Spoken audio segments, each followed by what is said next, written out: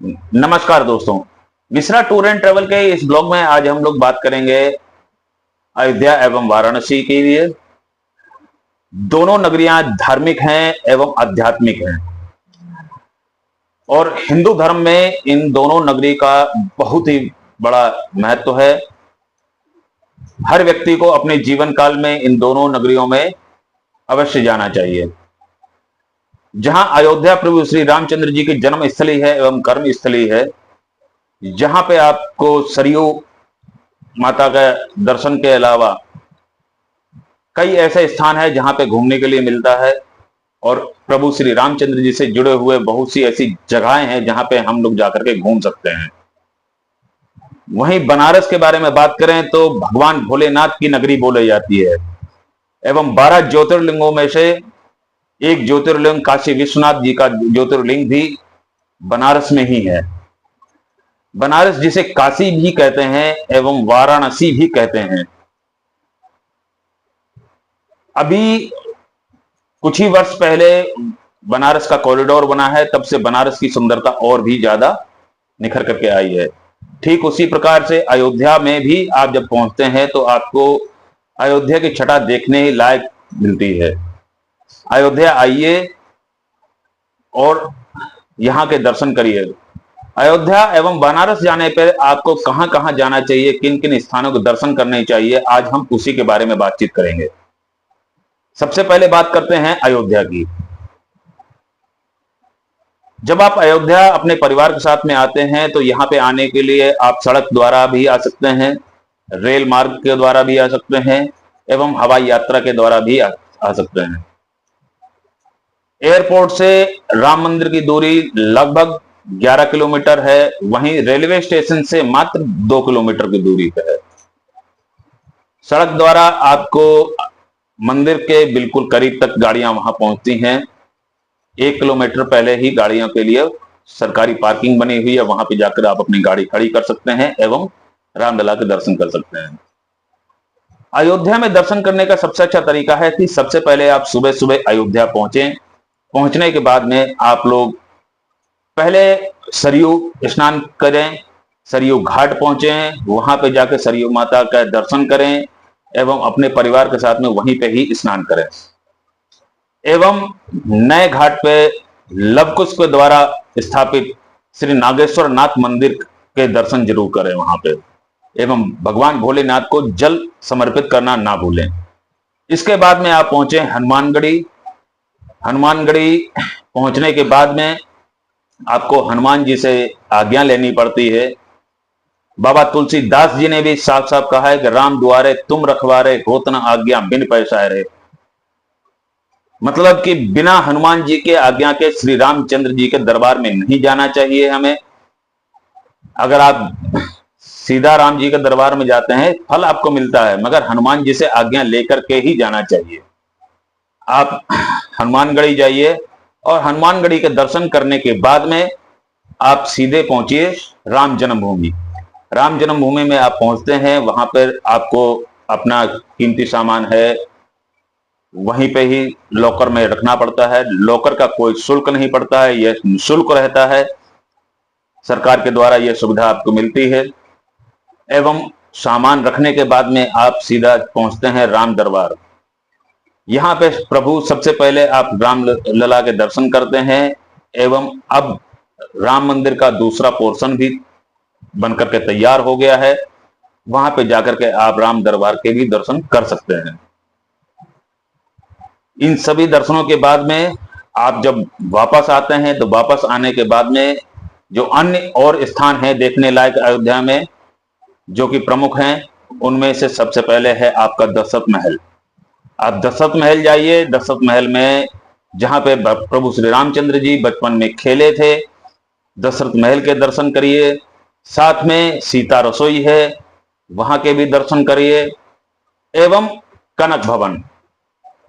कनक भवन के बारे में कहा जाता है कि माता कैकेयी ने सीता मां को यह उनके शादी के उपहार में कनक भवन दिया था। कनक भवन में जाइए, वहां आपको बहुत ही आनंद मिलेगा। इसके बाद में आप जो अन्य और जगहों पर जा सकते हैं, जैसे कि मणि पर्वत।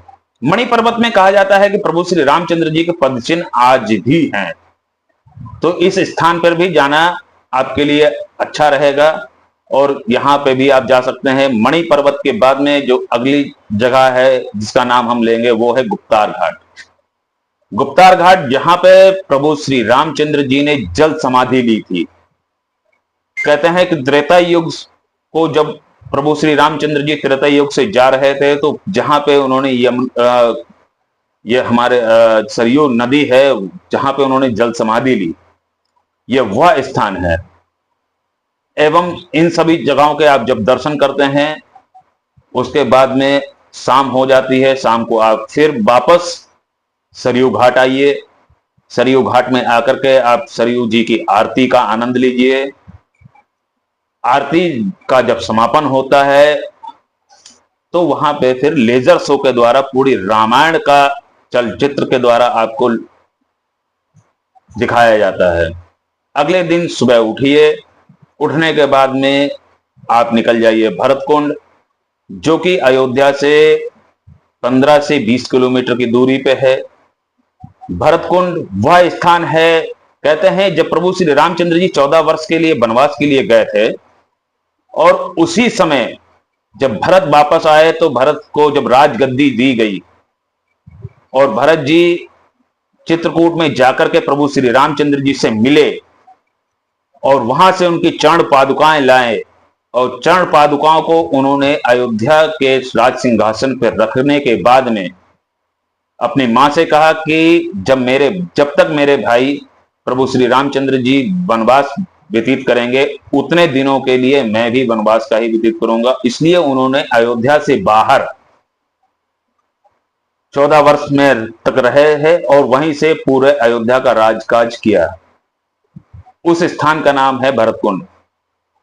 भरतकुंड में जाइए, जहां आपको जब भरत जी प्रभु श्री रामचंद्र जी वापस आ रहे थे रावण का वध करने के बाद में, और जब भरत जी वहां पे सैया लगा करके अपने प्राण देने के लिए तत्पर हो रहे थे, और राम जी ने हनुमान जी को भेजा कि जाओ भरत को रोको जाके और उसको सूचना दो कि हम लोग आ रहे हैं। वह स्थान भी भरतकुंड में ही स्थित है, जहां पे हनुमान जी भरत जी से आकर के मिलते हैं और उनको यह सूचित करते हैं कि प्रभु श्री रामचंद्र जी आ रहे हैं। साथ में ही आपको भरतकुंड के पास में ही लगा हुआ है नंदीग्राम। नंदीग्राम में भी आपको दर्शन करने चाहिए, वहां भी बहुत रमणीक जगह है। इसके बाद में आप वापस अयोध्या आए, चाहे तो वहां रुकें।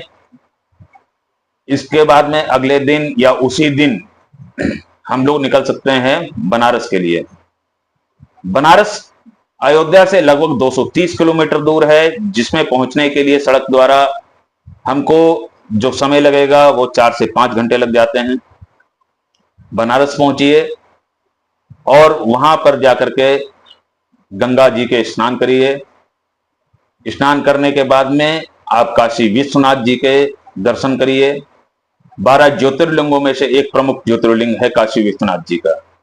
साथ में मणिकर्ण का घाट है, वहां का आपको जरूर जाना चाहिए। शाम को वहां की आरती देखने लायक होती है। इसके अलावा तुलसी घाट है, जहां पे बाबा तुलसीदास जी ने बैठ करके रामचरितमानस लिखी थी। एवं इसके अलावा वहां पे कई घाट हैं, 80 घाट है। जैसे 80 घाट का अपना ही एक तजुर्बा है। और सबसे ज्यादा मनमोहने वाली चीज है बनारस की गलियां।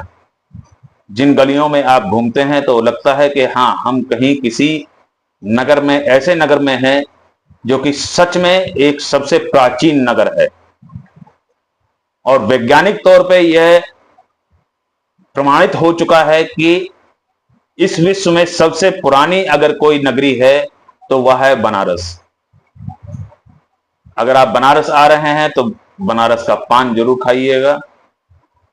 एवं बनारस में और भी बहुत सी जगहें हैं जहां पे आपको दर्शन करने चाहिए, जैसे काशी जी कोतवाल जी जरूर जाइए। भारत माता मंदिर है, नमो घाट है, और साथ में ही लगा हुआ है बनारस के बगल में सारनाथ। भगवान बुद्ध भी सारनाथ में रहे एवं अपना उपदेश यहां पे दिया था। दोस्तों, यह सब अगर आप यात्रा कर रहे हैं और इसके बारे में और विस्तार से जानना चाहते हैं तो आप हमसे संपर्क करिए। Mishra tour and travel Uttar Pradesh की एक अग्रणी टूर एंड ट्रेवल कंपनी है। हम पिछले 25 वर्षों से लोगों को यह यात्रा करवाते हुए आ रहे हैं। इसके अलावा आप कोई अन्य धार्मिक यात्रा करना चाहते हैं, जैसे कि मथुरा है, वृंदावन है, खाटू श्याम है, सालासर बालाजी है, इन सभी जगहों पे हम आपको लेकर के जाते हैं। तो आज ही हमसे संपर्क करिए। हमारा मोबाइल नंबर आपको स्क्रीन पर दिख रहा होगा। वीडियो को यहां तक देखने के लिए आपका बहुत बहुत धन्यवाद।